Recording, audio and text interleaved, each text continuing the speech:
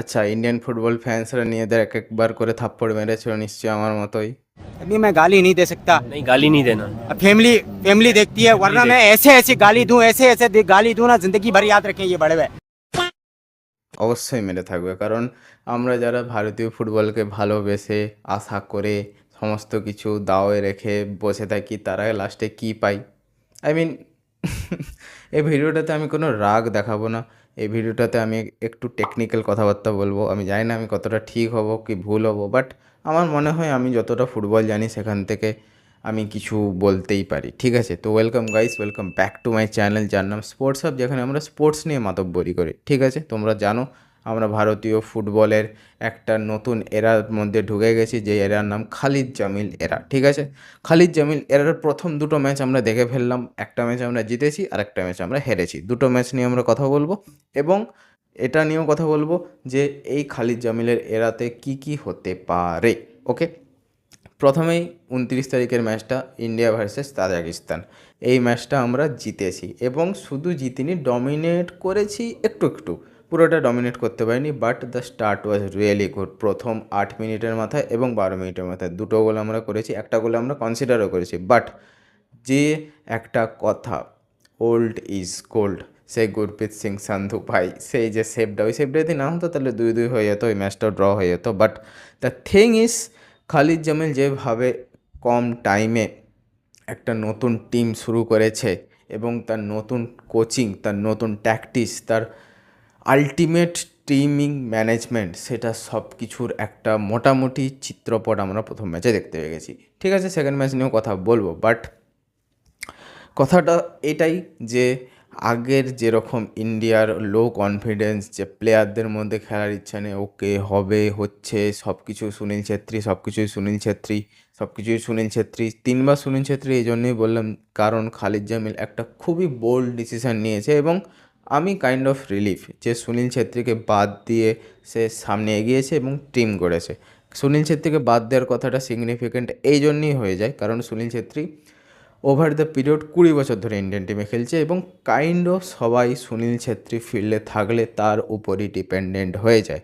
প্রথম ম্যাচে আমরা সেই ডিপেন্ডেন্সিটা দেখতে পাইনি। তারা জানতো সুনীল ছেত্রী নেই, তারা জানতো তাদের নিজেকেই গোল করতে হবে, তারা জানতো তাদের নিজেকেই বের করতে হবে। ঠিক আছে? তো তারা সেই রকমই খেলেছে, সেই রকমই ট্যাকটিক্স তারা মেনটেন করেছে, সেরকম তারা প্রেশার রেখেছে অপোনেন্টের উপরে।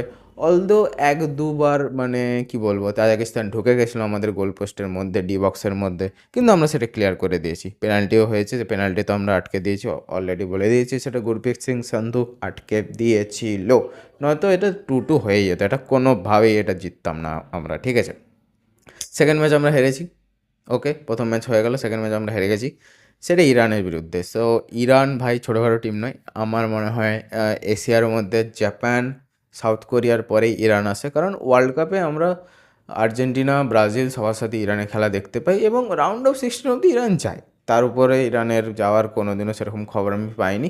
হয়তো যেতে পারে কোনো ওয়ার্ল্ড কাপের এডিশনে, আমার ঠিক জানা নেই, বাট রাউন্ড অফ 16 অবধি ইরান যায়। তো ইরান হালকা টিম নয়, তার কাছে আমরা 3টে গোল খেয়েছি। হ্যাঁ, 3টে গোল খেয়েছি। লোকে বলবে খারাপ খেলেছি, অবশ্যই খারাপ খেলেছি, কিন্তু কনফিডেন্স ছিল প্লেয়ারদের মধ্যে, ইয়েস। টেকনিক্যালি তারা স্ট্রং ছিল, ইয়েস। তারা হার মানেনি, ইয়েস। এই 3টে যে ইয়েস আমি বললাম, এই ইয়েসটা খুবই সিগনিফিক্যান্ট এই জন্যে হয়ে যায় কারণ মেন্টালিটি।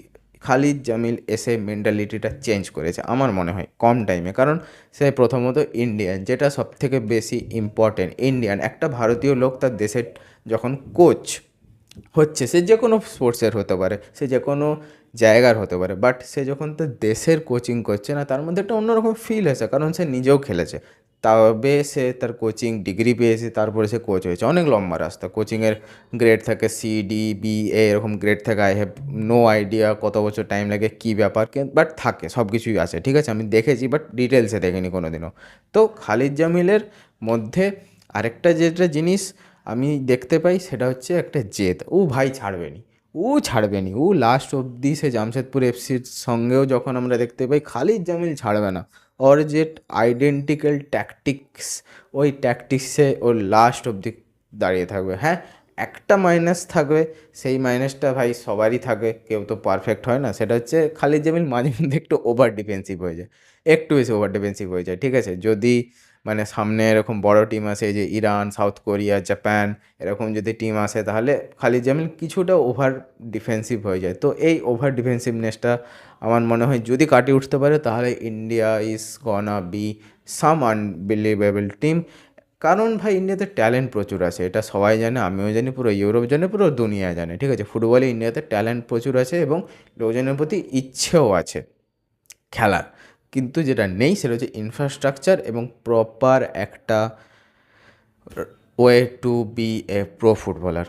যদি তোমাকে প্রো ফুটবলার ভালো হতে হয় বাইরে যাও, ইন্ডিয়াতে কোনো স্ট্রাকচারই নেই। তো যেহেতু স্ট্রাকচার নেই তো প্লেয়াররা কোথায় যাবে, হ্যাঁ না? সেই লাস্টে সেই খেপ খেলবে সেই এক দুটো প্লেয়ার যাদের কপাল ভাগ্য ভালো, তারা ইস্ট বেঙ্গল, মোহনবাগান, দেশের বড় বড় ক্লাবে হয়তো পাবে, কিছু বছর খেলবে। তাদের মধ্যে যদি সেরকম ট্যালেন্ট থাকে তারা অনেক বছর খেলবে। কিন্তু আমি একটা কথা বলে রাখছি, যে প্লেয়ারগুলো অনেক বছর ইন্ডিয়াতে খেলে না, তারা ভাই বাইরের লিগে যদি যায় তাহলে কী যে করবে, কী যে ঝড় উঠাবে আমার তোমাদের কোনো আইডিয়া নেই। কারণ আমরা এর উদাহরণ আগেও দেখেছি, আমরা সুনীল ছেত্রী হিসাবেও দেখেছি, আমরা গুরপ্রীত সিং সান্ধুর হয়েও দেখেছি।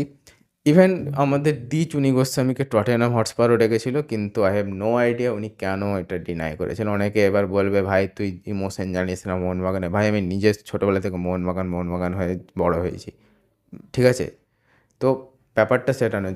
আমার মনে হয় যদি চুনি গোস্বামী ওই অপরচুনিটিটাকে গ্র্যাব করতেন তাহলে ইন্ডিয়ান ফুটবলারদের জন্য ইউরোপিয়ান ক্লাবের একটা যে গেটওয়ে সেটা সব দিনের জন্য খোলা হয়ে যেত। তো তারা ইন্টারেস্ট থাকতো সবসময়, কারণ যে দেশে চুনি গোস্বামী, পিকে ব্যানার্জি, বাবলু ভট্টাচার্যের মতো প্লেয়ার এসেছে তাদের প্রতি ইউরোপিয়ান ক্লাবরা ইন্টারেস্টেড হবেই। তারা আসতে চায় না, আসতে পারেনি সেটা অন্য কথা, বাট ইন্টারেস্টেড তারা তখনও ছিল এবং কাইন্ড অফ এখনও আছে। তো thing is the proper gateway was closed forever after the denial of Chuni Goswami for Tottenham Hotspur. That was sad, but আমি আশা করব ইন ফিউচার কোনো এক ভারতীয় জন্মগত এবং ভারতে বড় হওয়া প্লেয়ার সেই ইউরোপিয়ান টপ ক্লাবে যাবে এবং সেখানে একটা বড় কেরিয়ার করবে এবং তাকে দেখে অনেক প্লেয়ার ইন্সপায়ার্ড হবে, ঠিক আছে?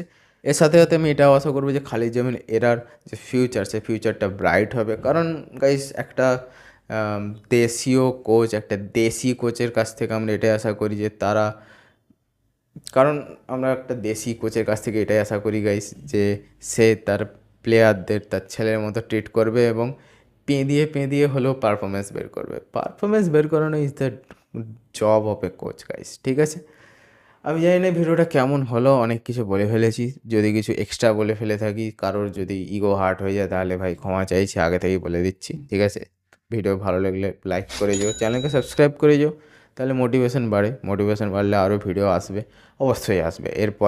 পরে আমি আরও কনসিস্টেন্ট হব। আমি মাঝে মধ্যে এদিক ওদিক হয়ে যায় গাইস, ঠিক আছে?